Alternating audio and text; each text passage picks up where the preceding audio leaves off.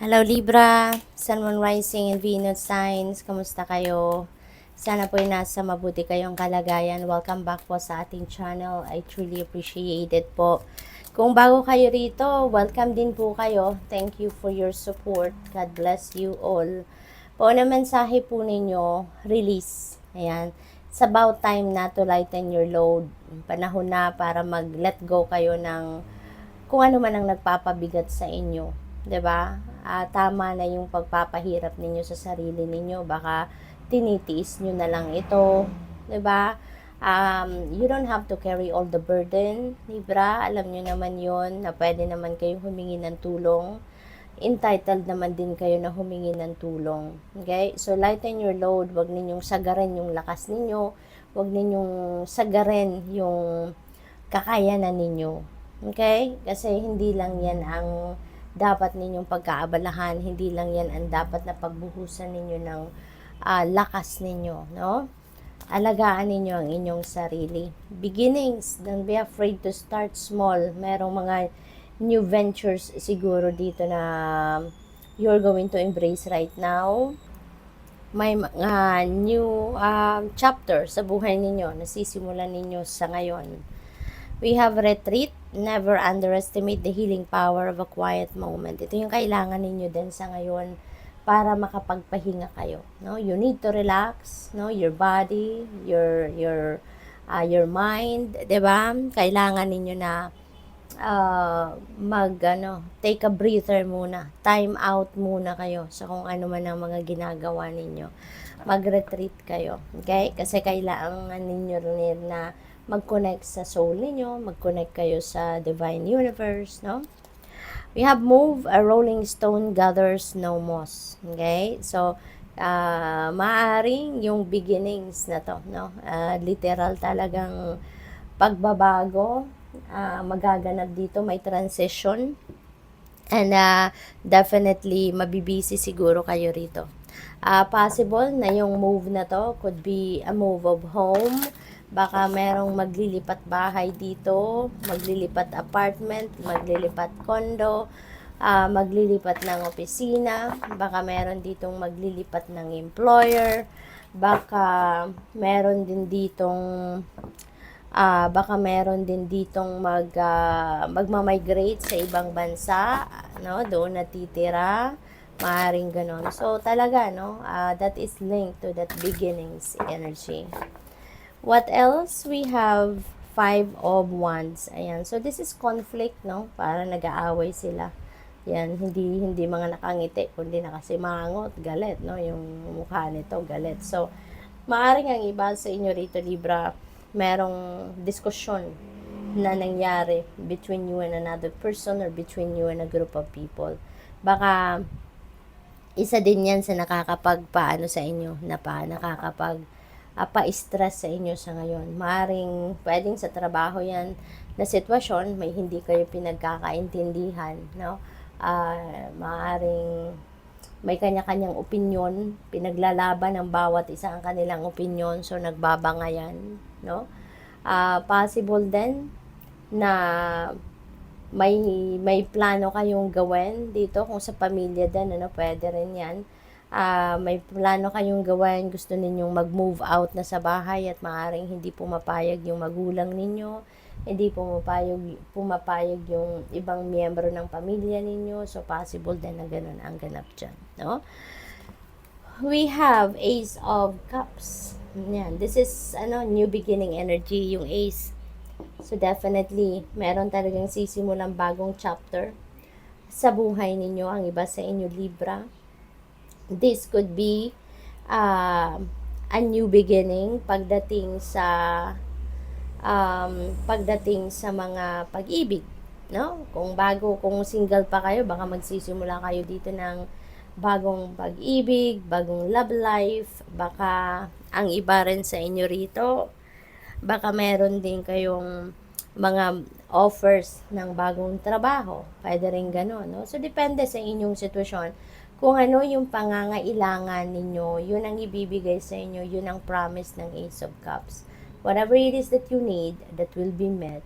At ang maganda rito, overflowing yung blessing na ibibigay sa inyo. Hindi lang ito yung kung ano ang sapat para sa inyo, but this is something na sobra pa para sa iyo. No, this is something na tawag dito, makakapag-share pa kayo sa iba. We have Knight of Wands. Yan, may travel, no? So, definitely may movement talaga. May travel talaga. So, siguro, maglilipat bahay talaga kayo. Maglilipat kayo ng tirahan, lilipat ng opisina, ganon, no? Or, baka talagang kayo ay magta-travel din overseas. So, mag-iingat po kayo, no? Kung saan man kayo papunta. We have 8 of Cups. Yan, departure. Aalis talaga si Libra. At talagang may travel energy rito. So, dito sa 8 of Cups, you really have that desire to leave something or someone kasi hindi na to nagsuserve ng inyong highest good. Hindi na kayo masaya rito. Tignan mo yung mukha niya. Malungkot siya. 'Di ba? Nililingon niya kasi nalulungkot siya na aalis siya. No, mixed emotions ang nararamdaman ninyo siguro rito, Libra. For those Libra na nagra-resonate ang sitwasyon na ito, no? Kasi be reminded that this is general reading. So may mga mensahe po rito na hindi magra-resonate sa inyo. Merong magra-resonate, merong hindi. Kaya kunin nyo lang kung ano yung nagsasakto sa inyong sitwasyon. Yung mga hindi sumasakto sa inyong sitwasyon, wag nyo pong kunin. That's for someone else. Hindi yan para sa'yo. Okay? Dito yung hitsura niya, diba? Malungkot. She moved towards moving forward sa buhay. Moving on. Parang nakalingon siya dito sa mga cups na to. Kasi nalulungkot siya na aalis siya, iiwanan niya na to. Kasi dati naman, naging masaya naman siya dito sa sitwasyon na to. Nag-serve naman ito ng purpose sa buhay niya, 'di ba? Kaya masama din ang loob niya, naaalis siya. Pero there is also an excitement on her part na magmo-move on na siya from this situation kasi she knows na marami pa siyang magagawa. Na marami pa siyang pwedeng magawa na makatulong sa sarili niya, sa pamilya niya, sa ibang tao. 'Di ba? At alam niya na meron pang she can do more. She can do a lot pa, no? Outside of where she is now. Kaya may lungkot, may mixed emotions dito. May excitement dahil magmo-move on na siya. May lungkot dahil iiwanan niya ang minsang nagpasaya sa kanya, ang minsang nakapagdulot din ng asenso sa kanya, 'di ba? But she doesn't want to stay here anymore kasi sayang ng pagkakataon, sayang ng kanyang talino, lakas, 'di ba? Sayang ng kanyang gifts, no? And she wants to maximize, no? Whatever she has, ng talents niya, skills and gifts niya. No? Kasi dito wala nang room, no? Wala na siyang magagawa dito, wala nang as in dead end na. No, there's no room for advancement, there's no room for growth. No, and she can do more. She knows na marami pa siyang magagawa. No? So maaring gano'n ang inyong sitwasyon rito, Libra. We have Wheel of Fortune. Look at that. Napakaswerte ninyo. This is good luck and good fortune on your side. So, siswertehin kayo sa ngayon, Libra. Whatever it is that you are going to do right now or you're going to start doing, siswertehin kayo, no? This is good fortune and good luck on your side. Okay? Siswertehin kayo rito. Anything that you are going to touch sa ngayon will turn to gold, ika nga. So, this is going to be for your bonggang benefit, no? This is going to bring forth positive changes into your life. This is going to bring forth success sa inyo, no?